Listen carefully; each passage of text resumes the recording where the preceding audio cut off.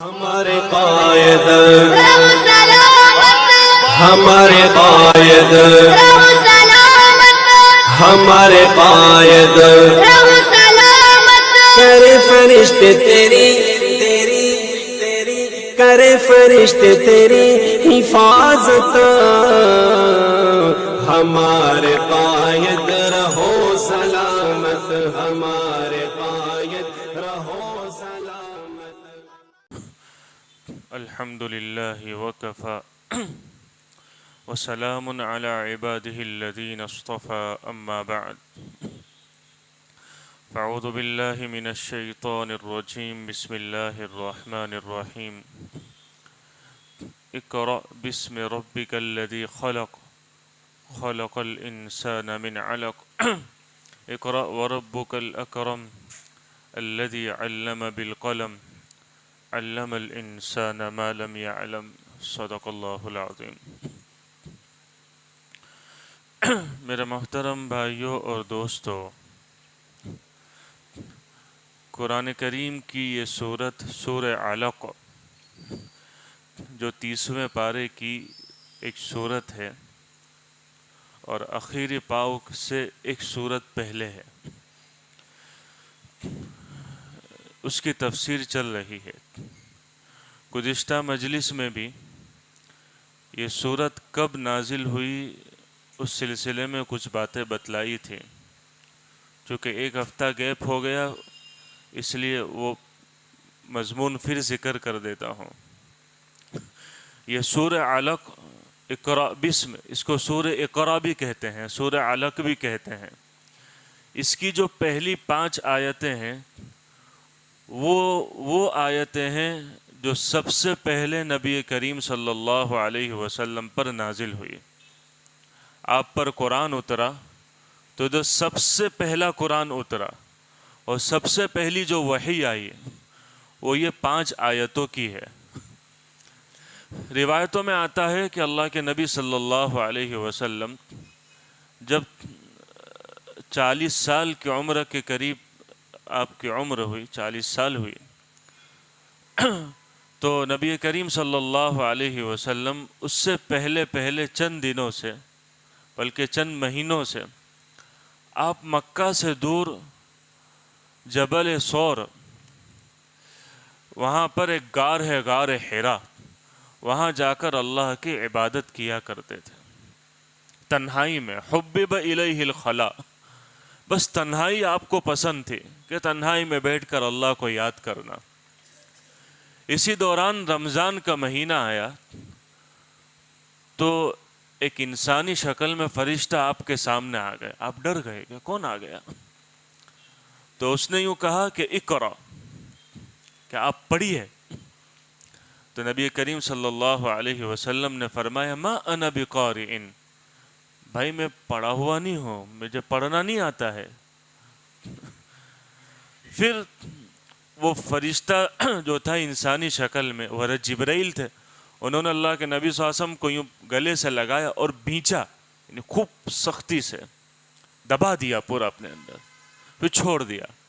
پھر فرمایا اقرأ، تو آپ نے فرمایا ما انا بقارئ، بھائی میں پڑھا ہوا نہیں ہوں، مجھے نہیں آتا ہے. ایسا 3 مرتبہ ہوا. پھر چوتھی مرتبہ میں حضرت جبرائیل نے یہ 5 آیتیں سنائی. اقرأ بسم ربک الذی خلق خلق الانسان من علق. اور پھر جب اللہ کے نبی صلی اللہ علیہ وسلم کے سامنے یہ واقعہ ہوا تو ایک نیا واقعہ تھا. آپ بالکل ڈر گئے اور سخت گرمی تھی.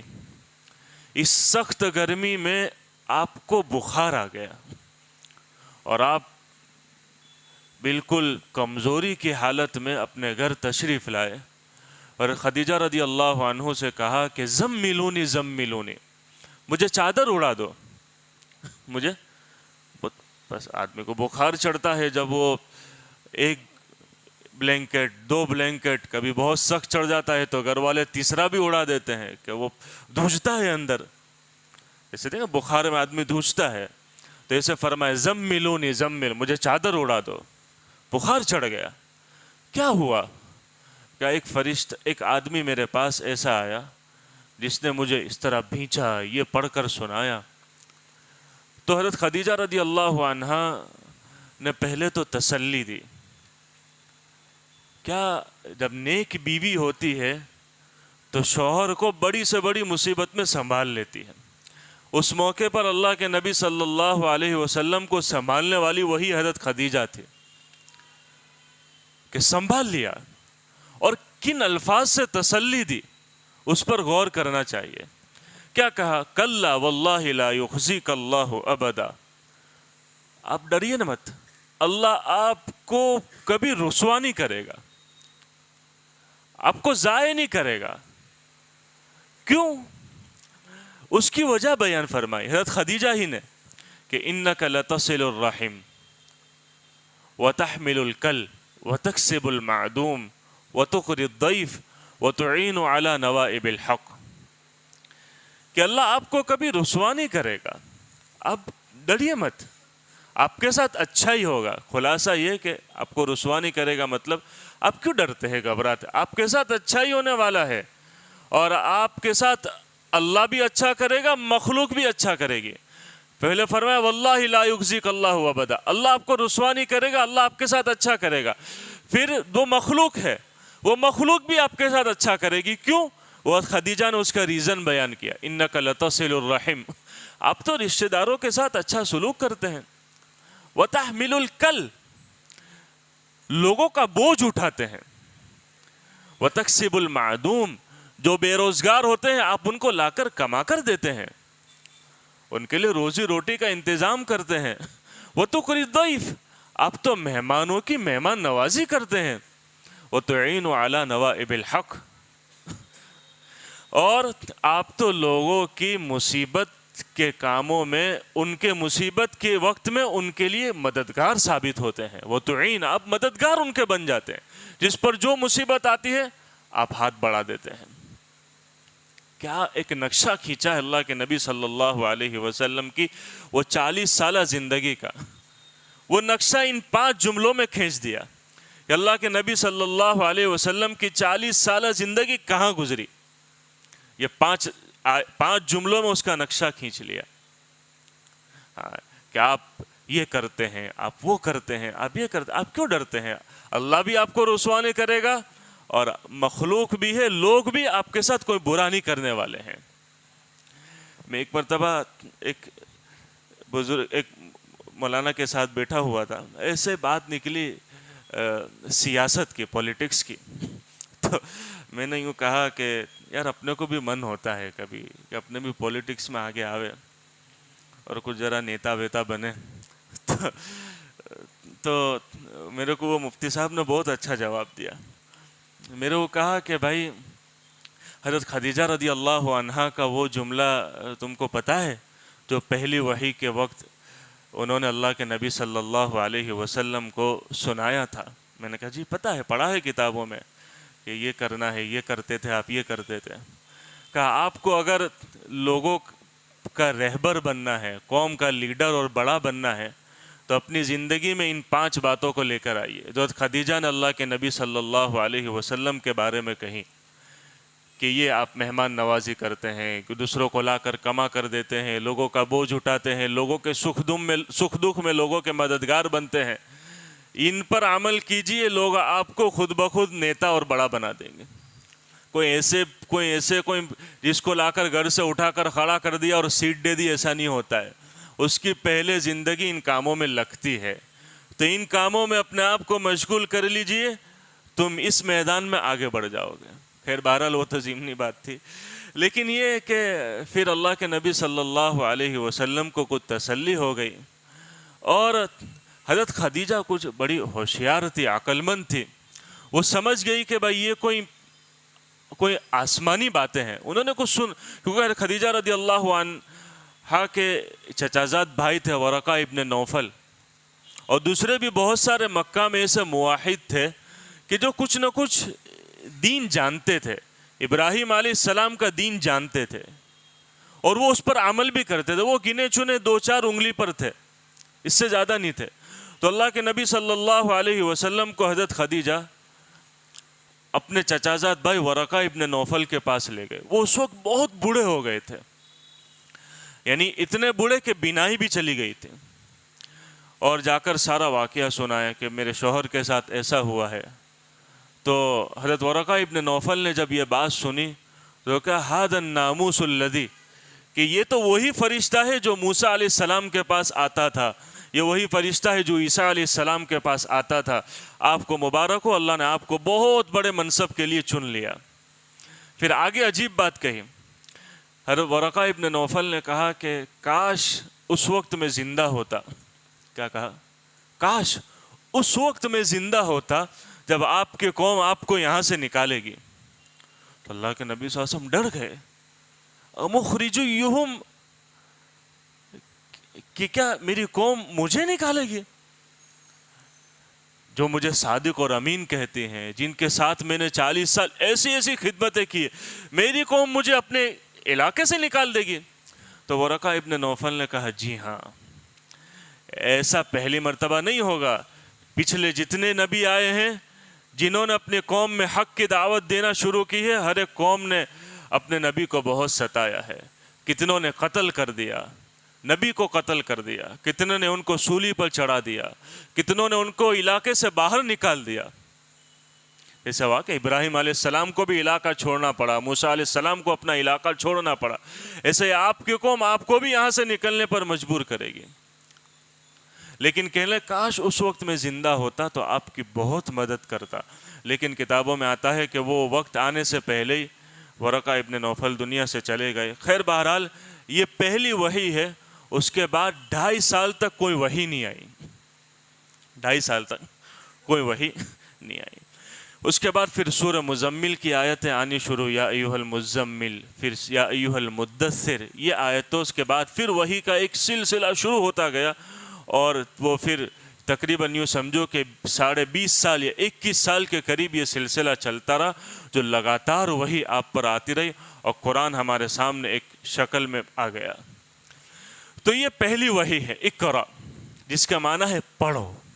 اس کا معنی کیا ہے؟ پڑھو.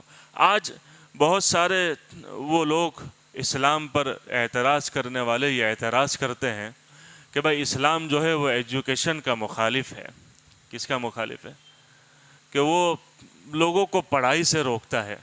تو بھائی ہم تو یہی بات کہتے ہیں کہ اسلام کی سب سے پہلی وحی جو اللہ کے نبی صلی اللہ علیہ وسلم پر نازل ہوئی وہ یہی تھی کہ پڑھو. ابڑ نہیں رہو, پڑھو. اور ایک مرتبہ نہیں 3 مرتبہ کہا گیا. ارے جبرائیل نے آپ کو 3 مرتبہ کہا, بیچا پڑھو اقرا. آپ نے فرمایا ما انا بقارن, پڑھو اقرا اقرا. کہ 3 مرتبہ جب کوئی بات کہی جاتی ہے تو دلوں میں بیٹھ جاتی ہے. 3 مرتبہ یہ اس لیے کہلوایا گیا کہ امت کو اس کی اہمیت معلوم ہو کہ پڑھنا کتنا ضروری ہے, نالج لینا یہ کتنا ضروری ہے, علم کتنا ضروری ہے. ایک مرتبہ ہمارے ہاں ابھی کچھ مہینوں پہلے مسجد ہدا میں طلباء کے درمیان ایک پروگرام ہوا خطابت اور کتابت کے سلسلے میں. خطابت یعنی بچوں کو بولنا کیسے آ جاوے, اور کتابت یعنی لکھنا.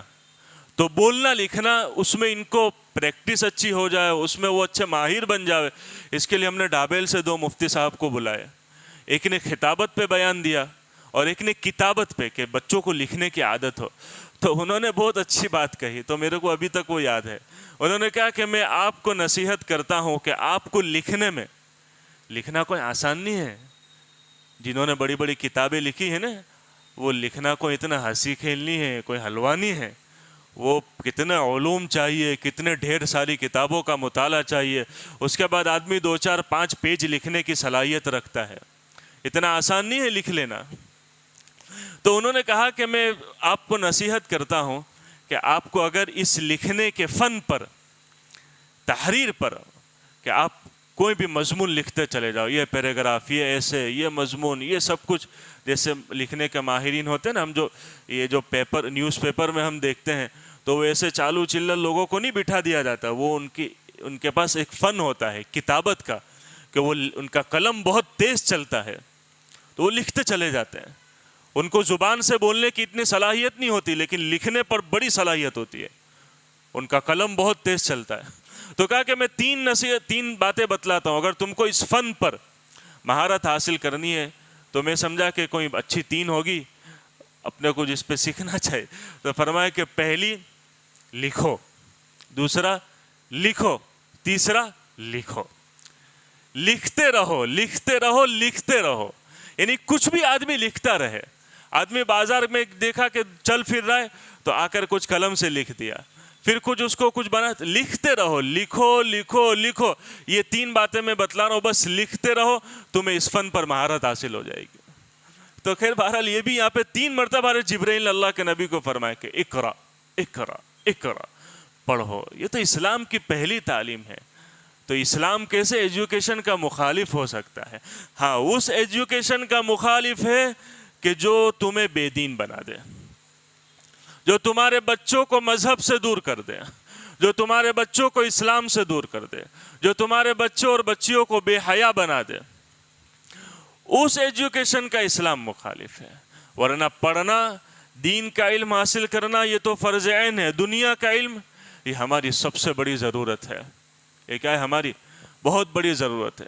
آج ہے نا بہت سارے موقع پر مجھے جیسے ہمارے کبھی کوئی دوست ملتے ہیں تو وہ چھوٹی عمروں میں بچوں کو دھندے پہ لگا دیتے ہیں. ان کے کارخانے ہیں, اچھے خاصے چلتے ہیں, بڑی کمائی ہے. تو تھوڑے دن پہلے ایک ملا تو اچھی ماشاءاللہ 200-250 مشین ہے اس کے کارخانے کے. میں نے کہا یار بچوں کو کچھ پڑھاؤ, 15 سال کا ہو گیا اور اس کو تم نے کارخانے پہ لگا دیا. تو عجیب ہماری ایک مزاج بن گیا ہے. تو کہنے لگے کہ یار اس کا باپ 4 چوپڑی پڑھا ہے, کماتا نہیں ہے. پھر وہ کہا اس کا باپ کتنی پڑھا ہے؟ 4 چوپڑی پڑھا ہے. تو نہیں کما رہا ہے, اچھے سے اچھے پڑھنے والوں سے زیادہ کماتا ہوں. تو خیر بہرحال یہ ایک ہمارا مزاج, اس کو دور کرنے کی ضرورت. میں نے کہا چلو اسکول سے اٹھا دیا, حافظ تو بنا دو اس کو. تو کہا بنایا, 8 پارے اس نے 3 سال میں پڑھے. بھائی میں نے کہا تو آجا, تیرا کام نہیں ہے, تیرا کام تو آجا میرے یہاں. تو یہ ہے کہ بھائی چل, میں نے کہا ایک کو نہیں پڑھا, آگے دوسرے کو پڑھائی ہو یار کچھ آگے. تو خیر بہرحال یہ مسلمانوں میں کوتاہی تو ہے اب, لیکن ماشاءاللہ اس سلسلے میں کچھ بیداری آ رہی ہے کہ بچوں کو ماشاءاللہ پڑھایا جا رہا ہے. ہماری قوم میں جس سے میں تعلق رکھتا ہوں اس میں تو بہت زیادہ اس سلسلے میں غفلت ہے, لیکن دوسری میمن ہماری برادریاں ہیں اس میں ماشاءاللہ کچھ بیداری آ رہی ہے. وہ اپنے بچوں کو پڑھا رہے, ڈاکٹر بنا رہے, اور پتہ نہیں آگے آگے دوسرے اونچی ڈگریاں ان کو دلوا رہے ہیں. خیر بہرحال یہ اس سلسلے میں ہم کو کوشش کرنی چاہیے کہ اسلام کی سب سے پہلی وحی ہے. اس سلسلے میں یوں فرمایا گیا اقرا, پڑھو پڑھو پڑھو. آگے کیا ہے اس کی بس ایک آیت کے بارے میں آپ کو تفسیر بیان کر کے بات ختم کر دیتا ہوں. اقرا بسم ربک الذی خلق, پڑھو بسم ربک الذی, اپنے اس پروردگار کے نام سے جس نے پیدا کیا ہے. پڑھو اللہ کے نام سے. کس سے پڑھو؟ اللہ کے نام کا کیا مطلب ہے؟ جہاں کہیں بھی اللہ کا نام کا مطلب یہ ہوتا ہے کہ پڑھنے کے ساتھ اللہ کے نام کی برکت لے لو. کیا لے لو؟ بچوں کو اسکول بھیجو, مدرسے بھیجو, جا بسم اللہ, بسم اللہ توکل, تجھے اللہ کے سپرد کیا, تو اللہ کے نام کے حوالے. بچہ اسکول جائے تو بھائی ابتدا کرے بسم اللہ سے. اللہ کہہ رہا ہے اقرا بسم ربک, اپنے پروردگار. اور یہاں نے بسم اللہ نہیں کہا, بسم ربک, اپنے پروردگار, رب, اپنا رب. ربک, رب کس کو کہتے ہیں؟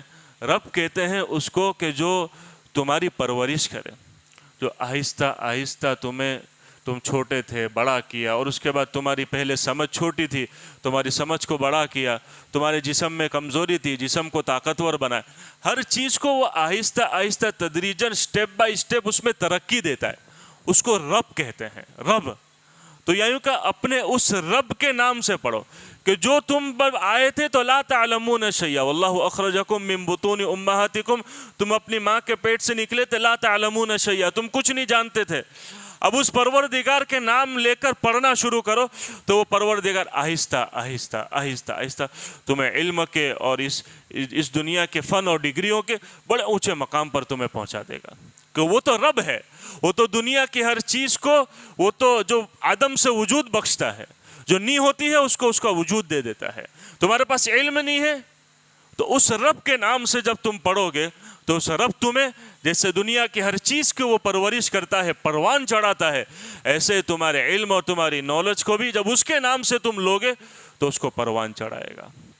اس لیے فرمایا اقرأ بسم ربک، کہ جو پڑھو اللہ کے نام کے ساتھ پڑھو۔ اسی لیے قرآن کریم جب ہم پڑھتے ہیں تو کس سے پڑھتے ہیں؟ اللہ کا حکم ہے وَإِذَا قَرَأْتَ الْقُرْآنَ فَاسْتَعِذْ بِاللَّهِ، کہ شروع میں اعوذ باللہ پڑھو اور پھر حکم ہی ہے کہ بسم اللہ کے ساتھ شروع کرو۔ یہ قرآن کے ساتھ نہیں، جو علم تم لو بچوں کو اس کی عادت ڈلواؤ کہ جو کتاب کھولو، اسکول کی ہو، ٹیوشن کی ہو، مدرسے کی ہو، کھولو پڑھنا بسم اللہ کے ساتھ شروع کرو۔ اللہ کا حکم ہے اقرأ بسم ربک الذی خلق، بسم اللہ کے ساتھ شروع کرو، اللہ کے نام کی برکت کے ساتھ۔ علماء فرماتے کہ بسم اللہ کی جو با ہے نا اس کے کئی معنی ہے۔ ایک بسم اللہ کی با کے معنی اللہ کے نام کی برکت، اور ایک بسم اللہ کے معنی اللہ کے نام کے ساتھ معیت کے معنی ہے، اور ایک بسم اللہ کے معنی استعانت کے، اللہ کے نام کی مدد سے، اللہ کے نام کی مدد سے۔ اب دیکھو پڑھنے کے ساتھ اللہ کے نام کی مدد آ گئی تو بتاؤ اس کو کیسا علم ملے گا؟ اللہ کی مدد آ جائے گی۔ اس لیے اللہ کہہ رہا ہے اقرأ بسم ربک الذی خلق، پڑھیے اس پروردگار کے نام سے، آپ کے اس پروردگار جس نے ہر چیز کو پیدا کیا ہے، جو ہر چیز کو پیدا کرنے والا ہے۔ اللہ خالق کل شیء، کہ اللہ ہر چیز کو پیدا کرنے والا ہے۔ اور بھی اس آیت کے سلسلے میں کچھ باتیں ہیں وہ انشاءاللہ آئندہ مجلس میں عرض کر دوں گا۔ اللہ تعالیٰ عمل کی توفیق عطا فرمائے۔ سبحانک اللہم و بحمدک و تبارک اسمک و تعالی جدک و لا الہ غیرک۔ اللہم صل علی سیدنا محمد وعلی آل سیدنا و مولانا محمد وبارک وسلم۔ ربنا آتنا فی الدنیا حسنہ وفی الآخرۃ حسنۃ وقنا عذاب النار۔ اللہم انا نسألک الجنہ وما قرب الیہا من قول وعمل، ونعوذ بک من النار وما قرب الیہا من قول وعمل۔ اللہم انا نسألک من الخیر کلہ عاجلہ وآجلہ ما علمنا منہ وما لم نعلم، ونعوذ بک من الشر کل عاجلہ وآجلہ ما علمنا منہ وما لم نعلم۔ وصلی اللہ تعالی علی نبی الکریم، آمین برحمتک یا ارحم الراحمین۔ یہ لوگوں کون مقتل سے سراپا خندزن آیا، جو اس انداز سے باندھے ہوئے سر سے کفن آیا۔ اڑا دو خاک دشمن پر کہ ظالم جان من آیا، بٹا دو داغ باطل پر کہ اب باطل شکن آیا۔